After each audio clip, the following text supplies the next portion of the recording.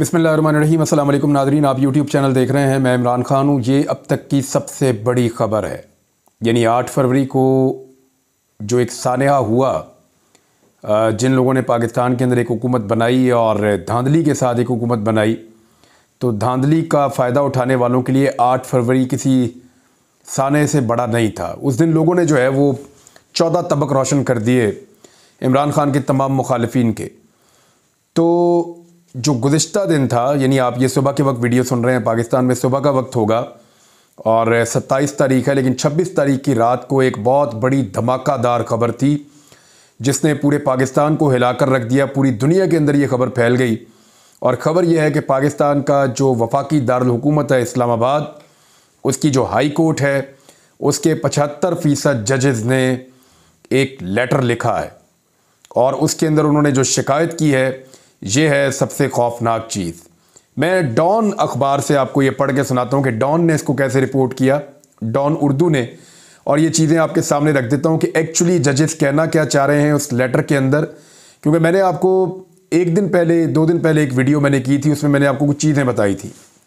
मैंने आपको बताया था कि इस्लामाबाद हाई कोर्ट के जो चीफ़ जस्टिस हैं वो तनहा रह गए हैं, बाकी जजेस जो हैं वो बहुत तंग आ चुके हैं, बहुत सारी चीज़ों में बेजा मुदाखलत हो रही है और वो चाहते हैं कि अदलिया की जो स्पेस है वो अदलिया को वापस मिले। इसी तरह लाहौर हाई कोर्ट में बेचैनी है, पेशावर हाई कोर्ट में बेचैनी है, इस्लामाबाद जो सुप्रीम कोर्ट है वहाँ पे कुछ जजेस में बेचैनी है। ये बातें अब फैल रही हैं और जो लोग अदलिया को रिपोर्ट करते हैं वो ये बातें बता रहे हैं। अब इसका नुक्ता आगाज़ हो गया है। मैंने जब ये खबर पढ़ी तो उसके बाद मैंने जो पहला ट्वीट किया था वो यही था कि बारिश का पहला कतरा।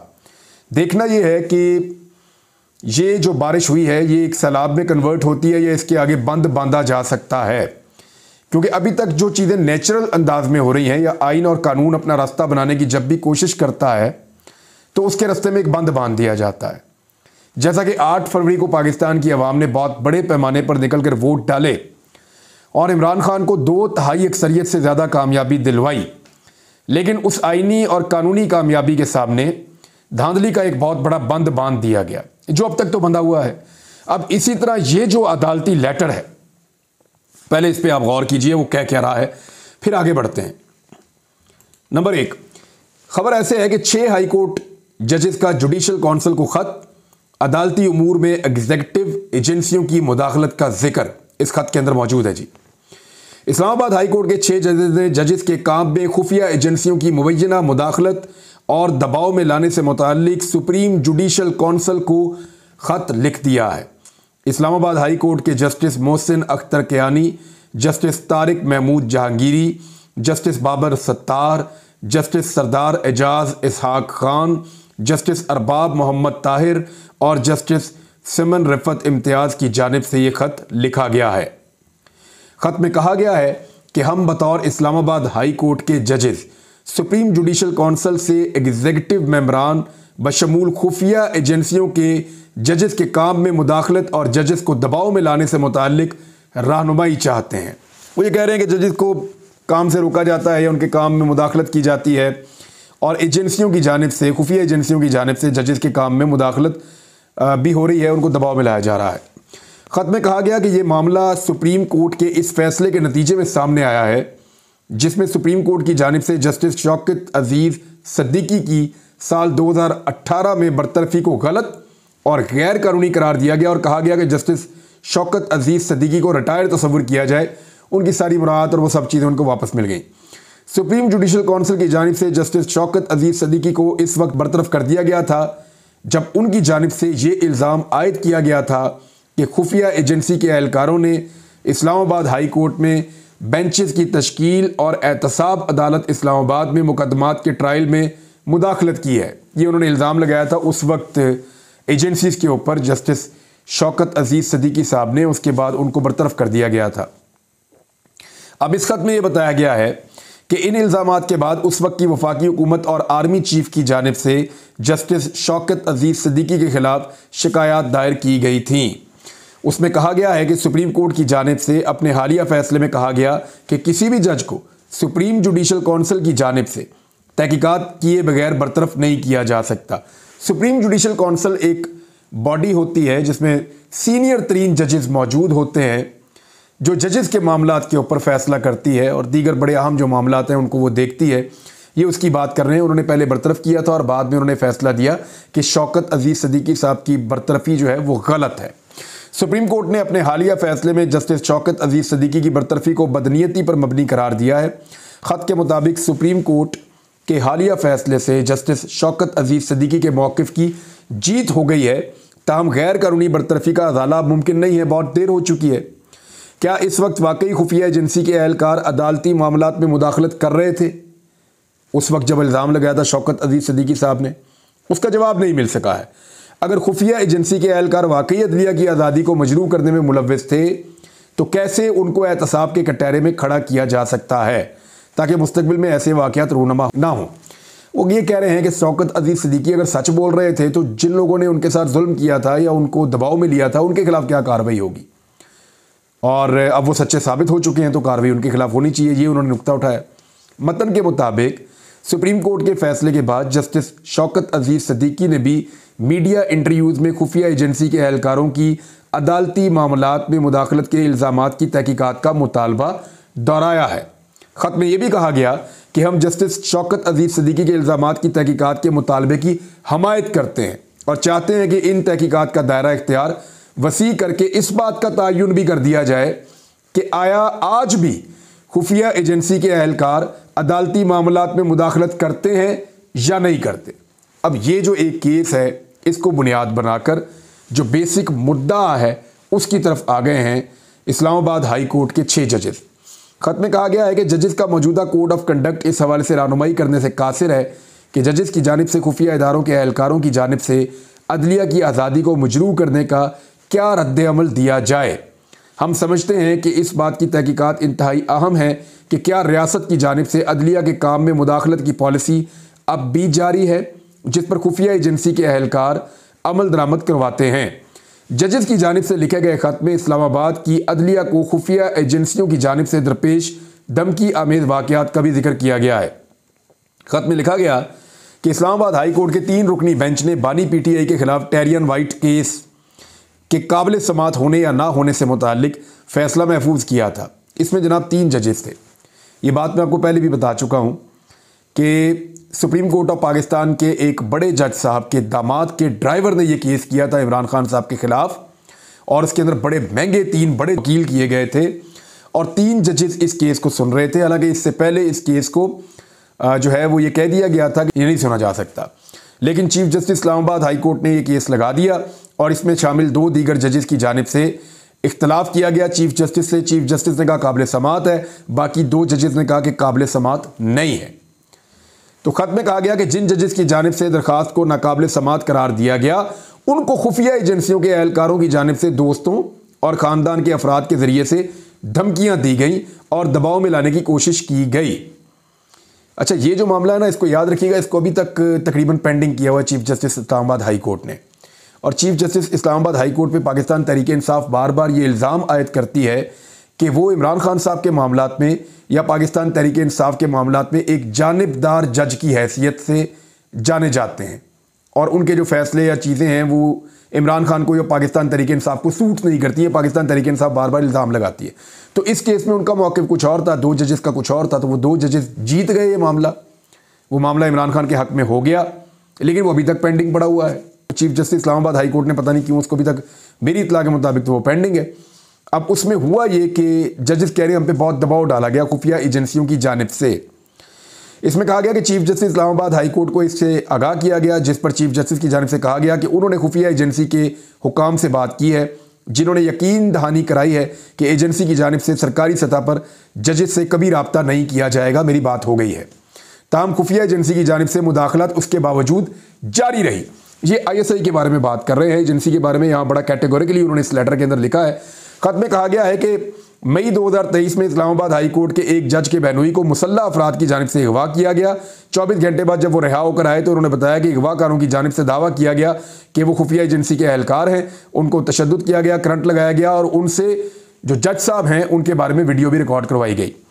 जजेस ने अपने खत में कहा कि 10 मई 2023 को इस्लामाबाद हाई कोर्ट के जजेस की जानिब से chief justice Islamabad high court को खत लिखकर अदलिया के मामलात में मुदाखलत के हवाले से आगाह किया गया और मुतालबा किया गया कि इस हवाले से तौहीन अदालत की कार्रवाई का आगाज़ किया जाए ताकि इस्लामाबाद हाई कोर्ट अपने फ़राइज़ आज़ादाना और एग्जेक्टिव और खुफिया एजेंसियों की मुदाखलत के बगैर सर अंजाम दे सके, लेकिन आज तक ऐसी कोई कार्रवाई शुरू नहीं की गई।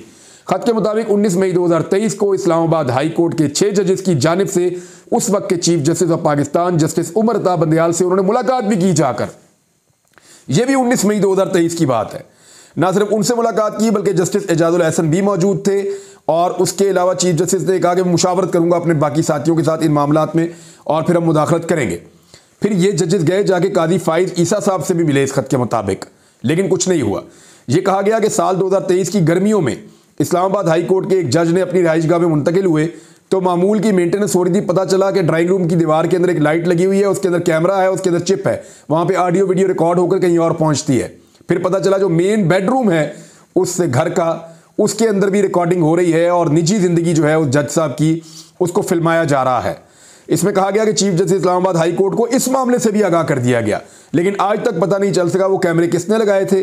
जजेस की निजी जिंदगी की वीडियो बनाने का जिम्मेदार किसको ठहराया जाए। खत में कहा गया कि सुप्रीम कोर्ट की जानिब से जस्टिस शौकत अजीज सिद्दीकी को रिलीफ तो मिल गया है, ताहम ये काफ़ी नहीं है। बतौर जजेस हमारी जिम्मेदारी बगैर किसी खौफ खतर के आइन और कानून के मुताबिक इंसाफ की फरामी है। जजेस का कोड ऑफ कंडक्ट इन मामलों से निपटने के लिए कोई रहनुमाई फराहम नहीं करता।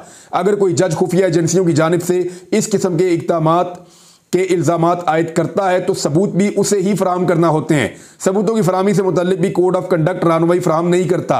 यह भी वाज़ेह नहीं है कि क्या जज इनफरादी तौर पर खुफिया एजेंसियों की जानिब से धमकियों और दबाव को रोकने की कोशिश करेंगे या अदलिया बतौर इदारा इसको रोकने के लिए इक़दामात उठाएगी।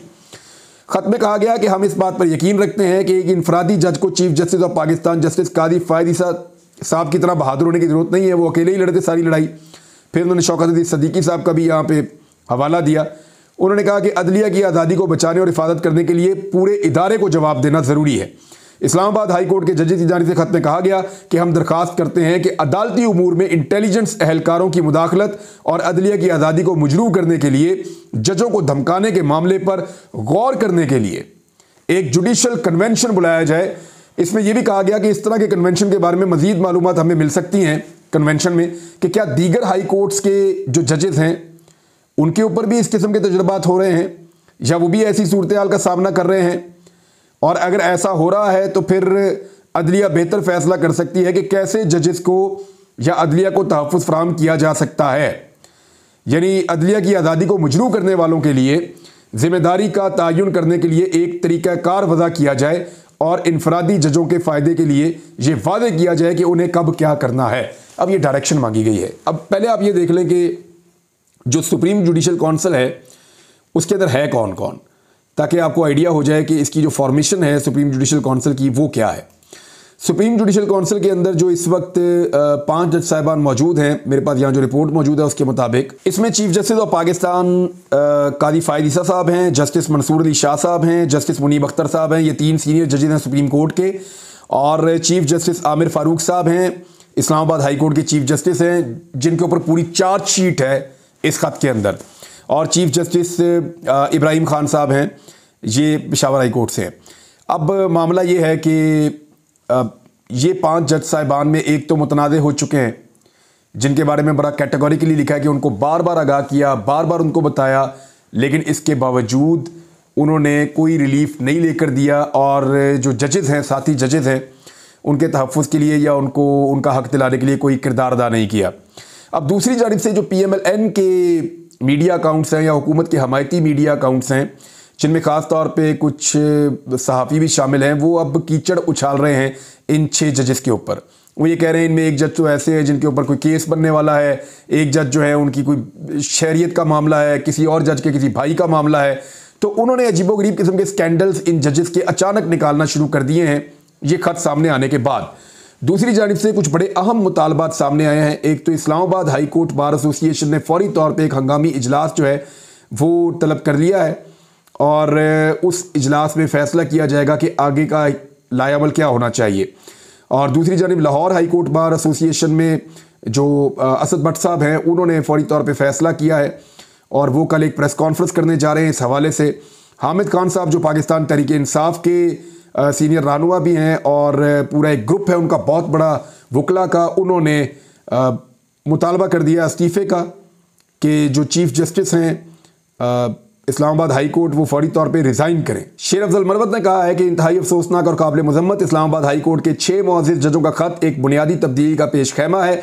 ना तो निज़ाम ना ही अदलिया बतौर इदारा एजेंसियों के खिलाफ इल्ज़ामात को रद्द करने की पोजीशन में है। खत में PTI के मौक़िफ़ की तौसीक़ की गई है कि इमरान खान की नज़रबंदी साजिशी, मनसूबाबंदी, जाली और मनगढ़ंत है।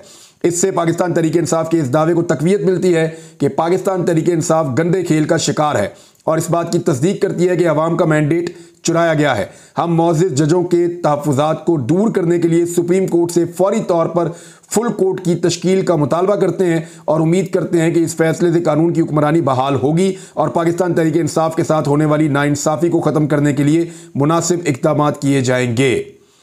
इसके अलावा जो है समी इब्राहिम साहब सीनियर सहाफ़ी हैं, उन्होंने लिखा कि जो कुछ भी इमरान खान के साथ हुआ बहुत सारी चीज़ें अब सामने आ गई हैं। जिस तरह उजलत में केसेस सुनाए गए तो ये अल्लाह ताला ने सारा मामला खोल कर रख दिया है।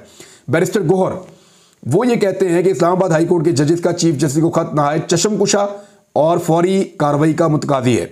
इस खत ने उन बुनियादों को कौम और तारीख की निगाहों में बेनकाब कर दिया है जिस पर बिलखुसूस गुज़िश्ता 23 माह से मुल्क में जारी गैर आइनी, गैर कानूनी और गैर जमहूरी बंदोबस्त का पूरा ढांचा इस्तवार है।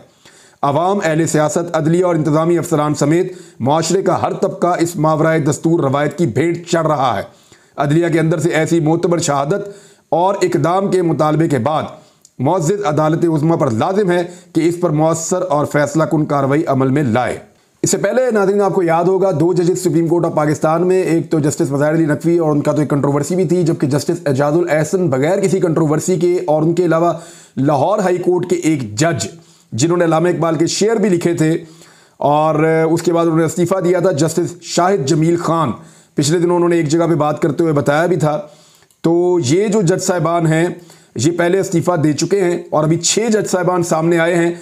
अगर तो सुप्रीम जुडिशल काउंसिल बैठ के इसके ऊपर बातचीत करती है या वाकई में जजेस को इकट्ठा किया जाता है इस सारे मामले में और आने वाले दिनों में मजीद जजेस निकल कर सामने आते हैं और जो दबाव उनके ऊपर है वो बताते हैं, तो फिर अदलिया के ऊपर एक बहुत बड़ी रिस्पॉन्सिबिलिटी आ जाएगी, पाकिस्तान के वकला के ऊपर एक बहुत बड़ी रिस्पॉन्सिबिलिटी आ जाएगी कि वो अदलिया की आज़ादी के लिए और ख़ुद मुख्तारी के साथ उनके फ़ैसलों के लिए किस हद तक जाते हैं।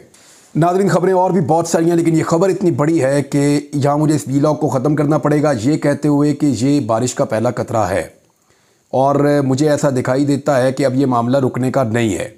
अगर इस मामले को रोकना है तो फिर बहुत बड़ा तजर्बा इस मुल्क के साथ करना होगा और क्या पाकिस्तान एक और बहुत बड़े तजर्बे का मुतहम्मिल हो सकता है।